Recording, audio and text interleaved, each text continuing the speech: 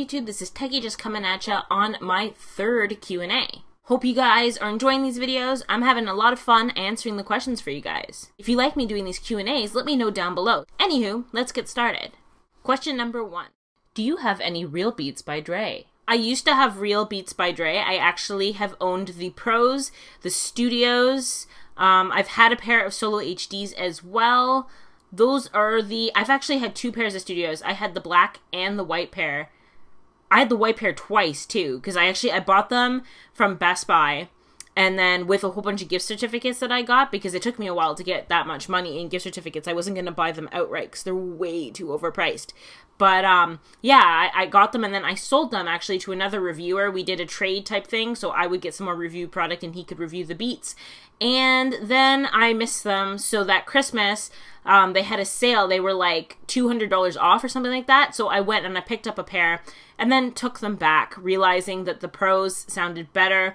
But then I actually discovered the fakes, and then I sold all of my real Beats and got the fake ones because they sound pretty much exactly the same. They look the same. Everything about them is the same for me personally, and they cost me way less and I could get more for my money. So to answer your question, no, I don't have any Real Beats at this moment in time.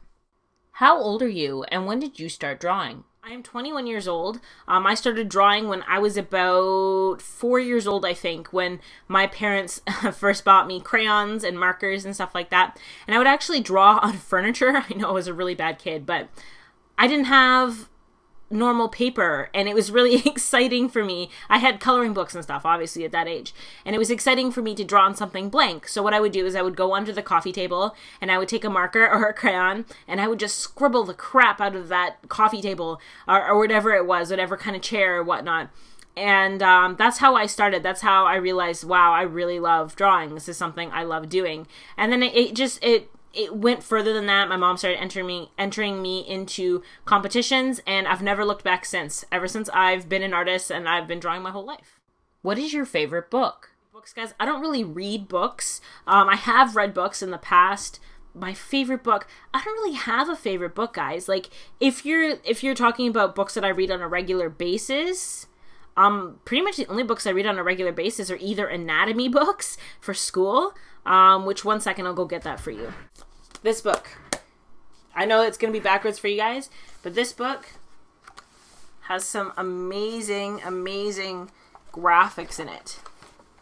And they're illustrated graphics, so it really helped me with my anatomy projects and stuff, because I have to actually draw the insides of bodies. I have to draw muscle structure, skeletons, skulls, and what pretty much my program is all about, a big chunk of it anyway, is making your drawings look like they have bones and they have muscles and structure underneath the skin. That is one of our main goals as illustrators, so we can future use that in our personal drawings, so we understand where shading goes, we understand where light goes, we understand how things hit the surface of the skin, and that's a huge part. So I read this book. I've probably read this book at least 10 times over. And if you count how many times I've looked at the pictures, oh god, probably thousands of times as a reference. So I like this book a lot.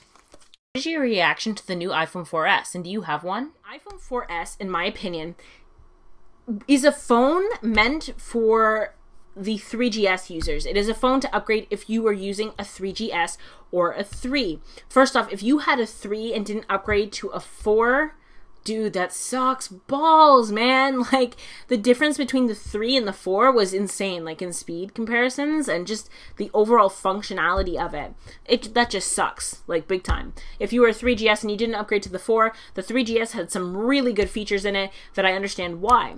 Now, the 4S, in my opinion, is the 3GS to the 3G.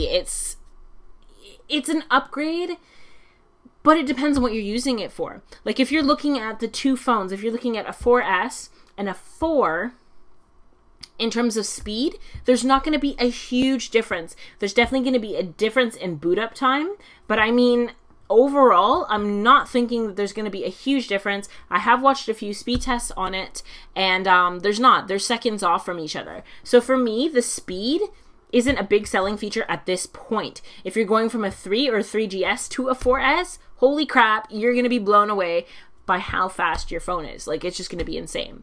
Other than that, the camera looks pretty sweet. The video quality, I've seen some reviews on, looks pretty sweet.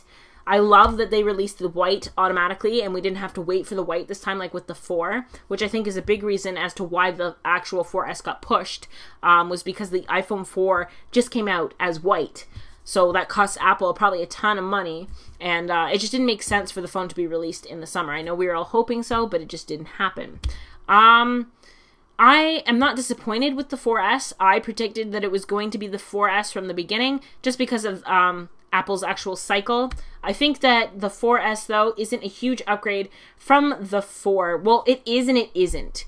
It really depends on what you use it for. Like, I would recommend upgrading if you use your iPhone as a vlog camera. If you use your camera all the time, you're going to get some sweet pictures from your 4. And that's kind of neat to have that type of power in your pocket.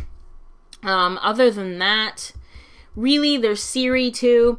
I don't think you don't need Siri. You know what I mean? Like, it's cool and everything, but you don't need it. It's not, I wouldn't say it's a necessary upgrade. When the iPhone 5 comes out, if it has a total redesign, has some awesome graphics, we're expecting a bigger screen, then I think it's worth upgrading. So no, I have not upgraded. I haven't actually fully decided whether to upgrade or not.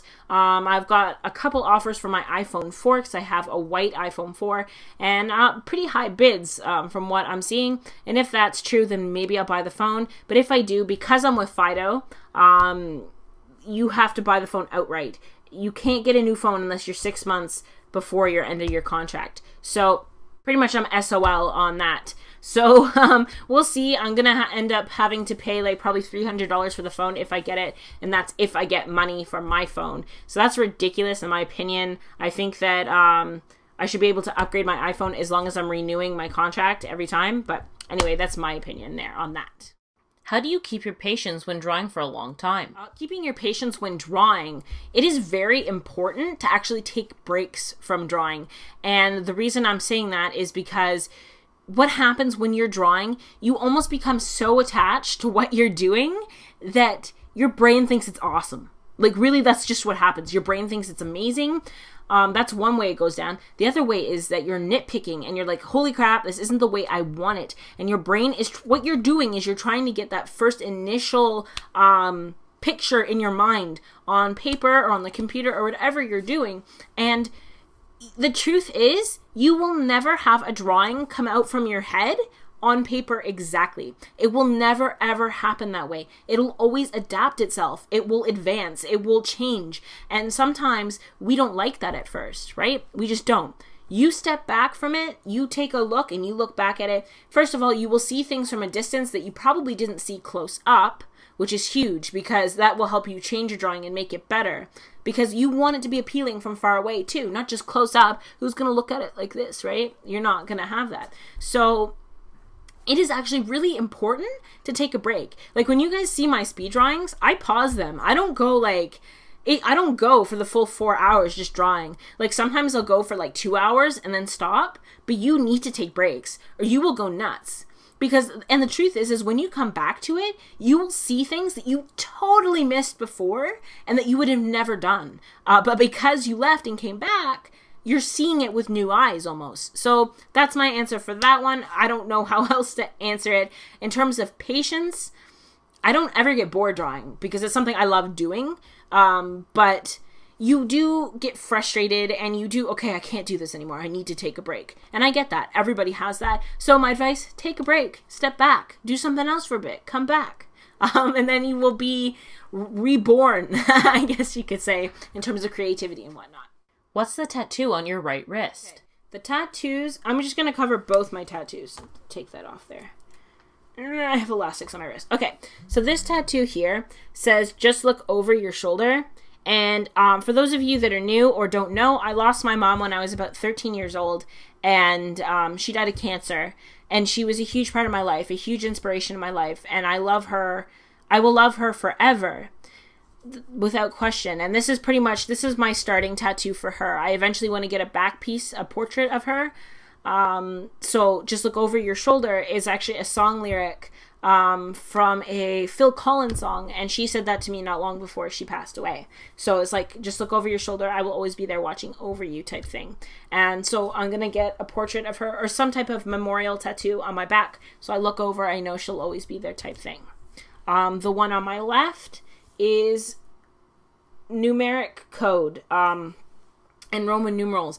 It's 12435, and what it stands for is creating form in painting. 1 starts with your base color, 2 is your second tonal value, 4 is your core shadow, 3 is your middle tone, and then 5 is your darkest tone in a painting. And if you get this formula correct, you will have a painting with form, and it will look like life.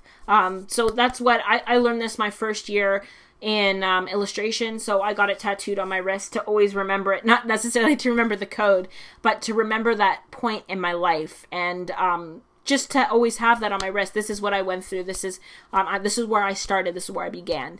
So that's why I got that tattoo. Okay, guys, so that about sums up my third Q&A. Let me know down below if you guys like these Q&As, and don't forget to comment down below and give me questions like all of you awesome people did, because you know I'm gonna put your little screenshot thinger in my video every time you guys comment and give me a good question to actually answer for these videos. Helps me out a ton. So without further ado, guys, until Wacky Wednesday, toodles.